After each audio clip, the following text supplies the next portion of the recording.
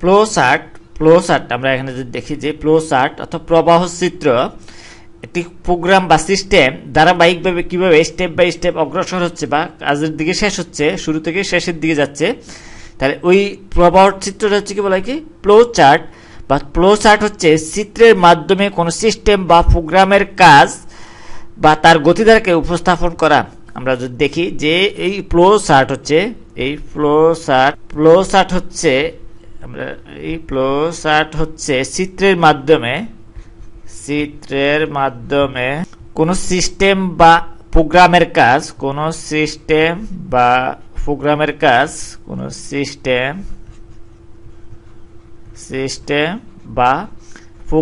কাজ উপস্থাপন করা। প্রোগ্রামের কাজ উপস্থাপন করা, এই তাহলে এই এটা হচ্ছে কি ফ্লো চার্ট বা প্রবাহ চিত্র বা কোন একটা সিস্টেম বা প্রোগ্রাম কিভাবে শুরু থেকে শেষের দিকে যাচ্ছে বা কিভাবে ধারাবাহিকভাবে সম্পন্ন হচ্ছে, তাহলে ওই এটা যদি চিত্রের মাধ্যমে প্রকাশ করা তাহলে ওই চিত্রটাকে বলা হয় কি এই উপস্থাপন করাটাই হচ্ছে কি ফ্লো চার্ট। সমস্যা সমাধানের চিত্র রূপ হচ্ছে এই ফ্লো চার্ট। কোন একটি সমস্যা বা প্রবলেম যদি সমস্যার সমাধানের চিত্ররূপ যদি দেওয়া হয়, চিত্র আকারে চিত্রকে যদি সমাধানের চিত্ররূপ দেওয়া হয় তাহলে ওইটা হচ্ছে কি ফ্লো চার্ট। ফ্লো চার্ট দুই ধরনের, আমরা এই ফ্লো চার্ট দুই ধরনের কি এই প্রোগ্রাম ফ্লো চার্ট, আমরা দুই ধরনের ফ্লো চার্ট পাই। তাহলে এই এক ধরনের হচ্ছে কি প্রোগ্রাম ফ্লো চার্ট আর দ্বিতীয়টি হচ্ছে কি এই সিস্টেম ফ্লো চার্ট।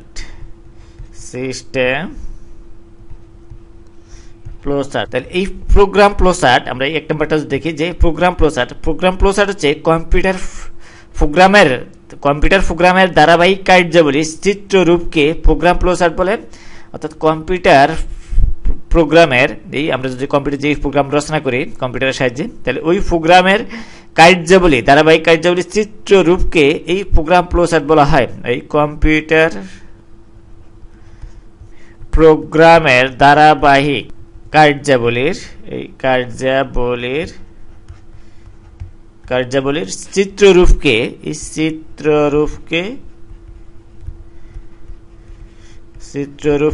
এই ফ্লো চার্ট বলা হয়।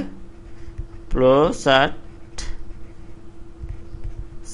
বলা হয় বা বলে তাহলে এই প্রোগ্রাম ফ্লো চার্টের বিভিন্ন প্রতীক বা চিহ্ন আছে যার কাজ আমরা যদি নিচে উল্লেখ করি যে এই প্রতীকগুলি কি, এই প্রতীকগুলি যদি দেখি এই প্রোগ্রাম ফ্লো চার্টের বিভিন্ন প্রতীক ব্যবহার করা হয়ে থাকে বা চিত্ররূপে প্রকাশ করার জন্য প্রোগ্রামকে যে প্রতীকগুলি ব্যবহার করলে আমরা এই প্রতীকগুলি যদি দেখি এটা হচ্ছে যে শুরু এবং শেষ।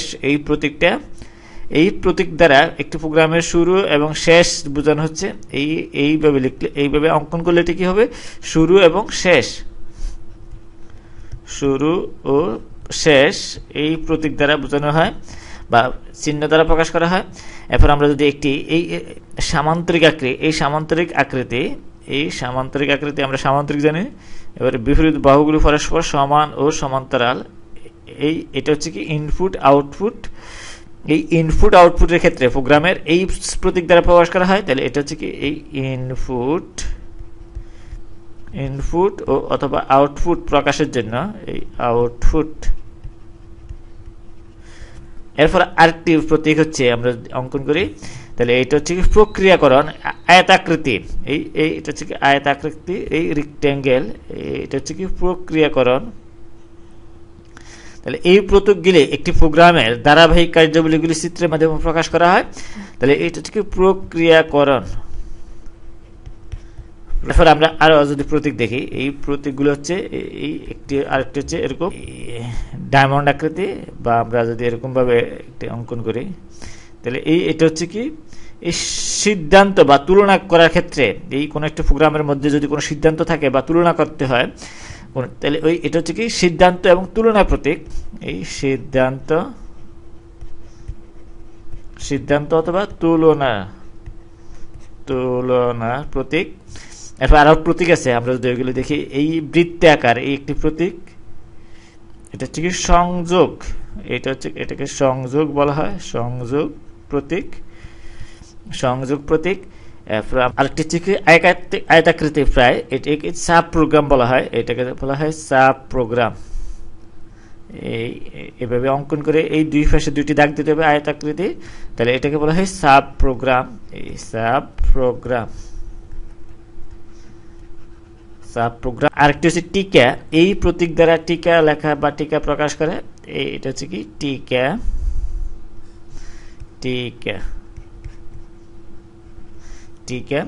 এরপরে আরো প্রতীক আছে যেগুলো আমরা দেখি, যে এই একটি ডানে বামে যাওয়ার জন্য এটা হচ্ছে বামে, এই বামে কোন একটি প্রোগ্রামের প্রবাহ চিত্র, যদি প্রবাহটা যদি বাম দিকে যেতে হয় তাহলে এই চিত্র দ্বারা, বা ডান দিকে যেতে হলে প্রবাহটা এই ধারাবাহিক কার্যগুলি যদি প্রকাশ করতে হয়, এই ডান দিকে যেতে হলে এই প্রতীক দ্বারা বোঝানো হবে, বা উপরের দিকে যেতে হলে এই প্রতীক দ্বারা, কোনো উপরের দিকে যেতে হলে এই সিম্বল দ্বারা প্রতীক দ্বারা বোঝানো হবে, আবার নিচের দিকে যেতে হলে এই প্রতীক দ্বারা।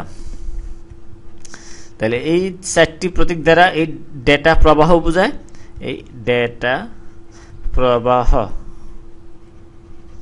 তাহলে এই চারটি প্রতীক দ্বারা কি করে ডেটা প্রবাহ বোঝায়। তাহলে এই কয়টা প্রতীক দিয়ে এই প্রোগ্রাম এর ফ্লোচার্ট অঙ্কন করা যায়।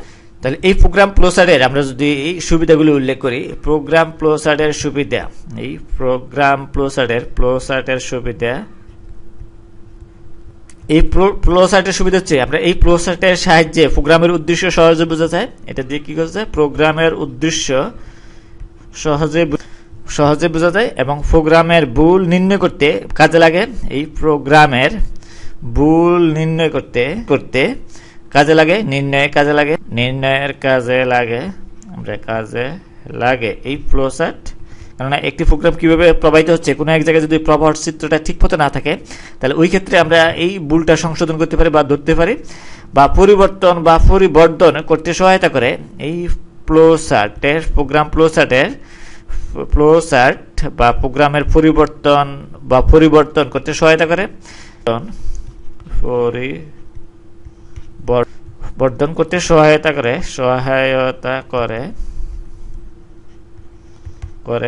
বা প্রোগ্রাম রচনা করতে সহায়তা করে। তাহলে এই সুবিধাগুলি আমরা এই ফ্লোচার্টে পাই, প্রোগ্রাম ফ্লোচার্টে।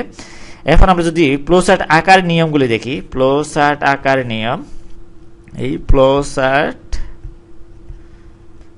আকার নিয়মের যদি আমরা দেখি, এই নিয়মের মধ্যে বলা হচ্ছে যে ফ্লোচার্টের একটি নাম থাকতে হবে। এই 1 নম্বর আমরা যদি দেখি ফ্লোচার্টের একটি নাম থাকতে হবে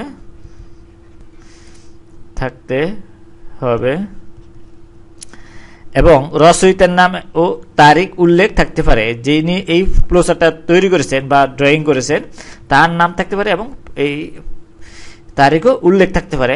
দ্বিতীয়ত, প্রোগ্রামের ফ্লোচার্টের শুরু এবং শেষ থাকতে হবে। এই দ্বিতীয়ত বলেছে ফ্লোচার্টের শুরু ও শেষ থাকতে হবে। তৃতীয়ত বলা হয়েছে যে চিত্র ছোট বড় যাই হোক কিন্তু অবিকৃত থাকতে হবে। আমরা যেখানে রেক্ট্যাঙ্গেল ওখানে রেক্ট্যাঙ্গেল, যেখানে বৃত্ত ওখানে বৃত্ত আকারে ছোট বড় যাই হোক কিন্তু অবিকৃত থাকতে হবে।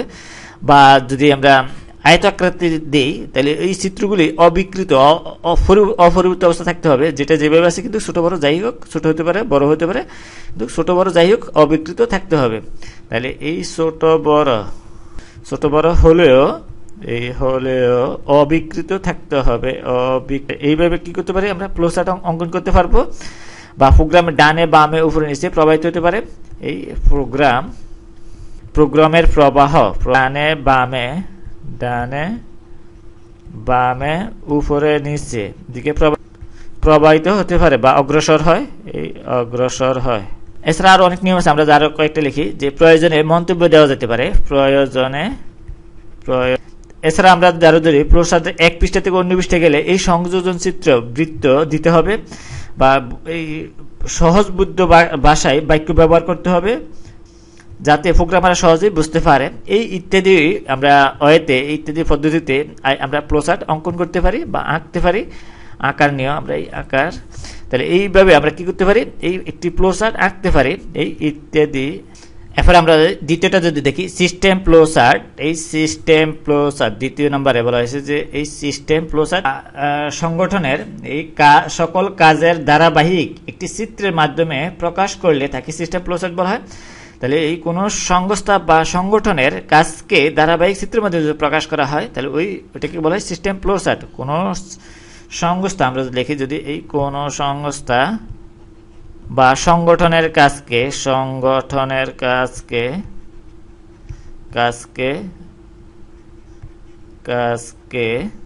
ধারাবাহিক চিত্রের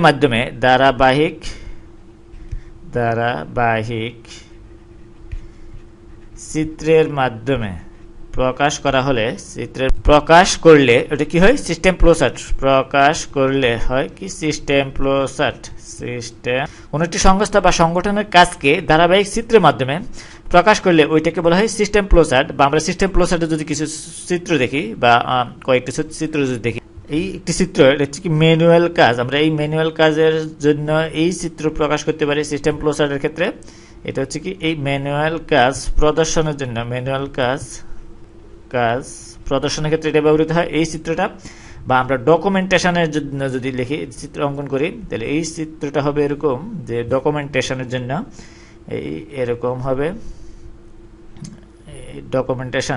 ডকুমেন্টেশন বা কোনো ফাইল তৈরি করার ক্ষেত্রে এই চিত্রটা প্রকাশ করা হয়। এটা হচ্ছে কি ডকুমেন্টেশন। এই বিপরীত কোণ যদি অঙ্কন করি কোনো রেখা দ্বারা, তাহলে এইরকম হবে এই সংযুক্তি চিত্র। এটা হবে কি সংযুক্তি চিত্র, বা এছাড়া আরো অনেক চিত্র আছে যেগুলো আমরা যদি এরকম অঙ্কন করি, এইটা হবে একটি পাঞ্চ কার্ড। আমরা এইভাবে যদি অঙ্কন করি, এটা হবে কি পাঞ্চ কার্ড। এই কোন একটি সংস্থা বা সংগঠনের এই বিভিন্ন কাজগুলি এই বিভিন্ন চিত্রের মাধ্যমে প্রকাশ করা যায়, তাহলে এটা হচ্ছে কি পাঞ্চ কার্ড। বা প্রদর্শনের জন্য আমরা প্রকাশ করতে পারি এরকম। এটা হচ্ছে কি প্রদর্শনের চিত্র। এইটা এইভাবে দিয়ে এরপরে এই দিকে অ্যাঙ্গেল আকার আকৃতি হবে, তাহলে এটা হবে কি প্রদর্শন। বিভিন্ন কাজগুলি আমরা এই ধরনের চিত্রে সিস্টেমের বিভিন্ন কাজগুলি এই বিভিন্ন চিত্রের মাধ্যমে প্রকাশ করলে, যে ধারাবাহিক কাজগুলি প্রকাশ করলে এটাকে সিস্টেম ফ্লোচার্ট হবে। বা আমরা আরো যদি চিত্র অঙ্কন করি এরকম সর্টিং এর ক্ষেত্রে, এই সর্টিং আমরা যদি লিখি সর্টিং বা সাজানো যেটা হয়, তাহলে এই সর্টিং এর ক্ষেত্রে আমরা যদি একটি চিত্র অঙ্কন করি এরকম সর্টিং, এটাকে এই মাঝখানে একটি দাগ দিলে কি হবে সর্টিং বা সাজানো সর্টিং। এছাড়া আরো অনেক আছে যেগুলো আছে তাহলে এইগুলো হচ্ছে কি সিস্টেম ফ্লোচার্টের চিত্র। এই চিত্রগুলোর মাধ্যমে কোনো সিস্টেম বা সংস্থার কাজকে ধারাবাহিকভাবে চিত্রের মাধ্যমে উপস্থাপন করলে হবে কি এই সিস্টেম ফ্লোচার্ট। তাহলে আমরা এই সিস্টেম ফ্লোচার্ট এবং প্রোগ্রাম ফ্লোচার্ট সম্পর্কে জানলাম।